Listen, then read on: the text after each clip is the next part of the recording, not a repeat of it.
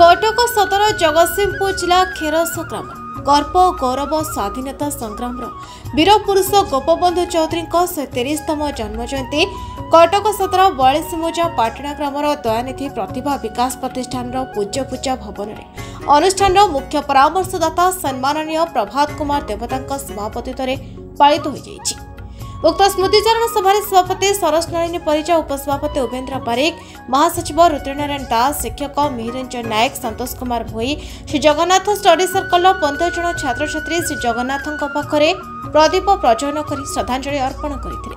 शेषे अनुष्ठान संपादक नारायण चंद्र महांती धन्यवाद अर्पण करथिले। कटक सदर अफसर अली रिपोर्ट, तोफान एंटरटेनमेंट न्यूज। आज महान स्वाधीनता संग्रामी जगतसिंहपुर खेरस ग्रामर महान बरपुत्र भारतवर्षर सुयोग्य संतान गोपबंधु चौधरी जन्मवार्षिक अवसर रे आज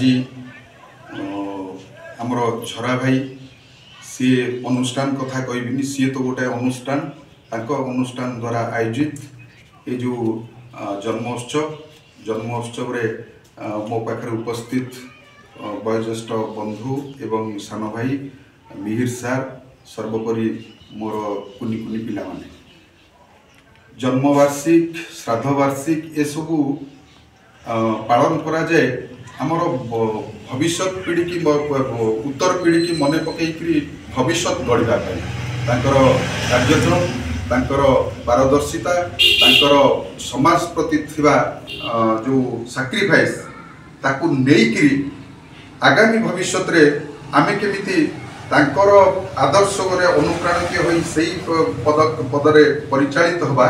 तेणु जन्मवार्षिक ये होची उद्देश्य।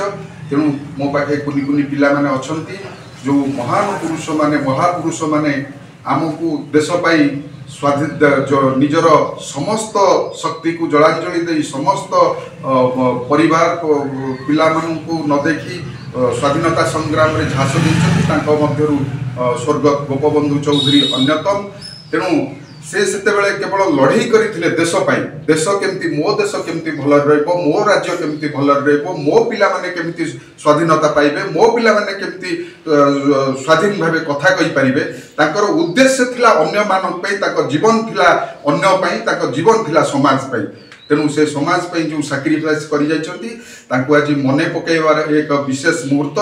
आपण मानक पिला मानक अनुरोध करिवि तमे घरे बापा माँ भी जन्मदिन पालन कर। बापा माँ माने केमिति तुम मानक सद्बुद्धि दे जगार आनिक पहुँचे। तेणु बापा माँ आदेश तथा उपदेश अनुप्राणित होइले आगामी दिन में तमे माने तम भविष्य को ठीक से गढ़ी पार। गोपबंधु स्वर्गत गोपबंधु चौधरी स्वाधीनता संग्रामी गोपबंधु चौधरी परी तमे माने मध्य निज भविष्य को तैयारी कर। तेणु ये आज जन्मवार्षिक उद्देश्य या हो ये कामना करी मोर रहुछि।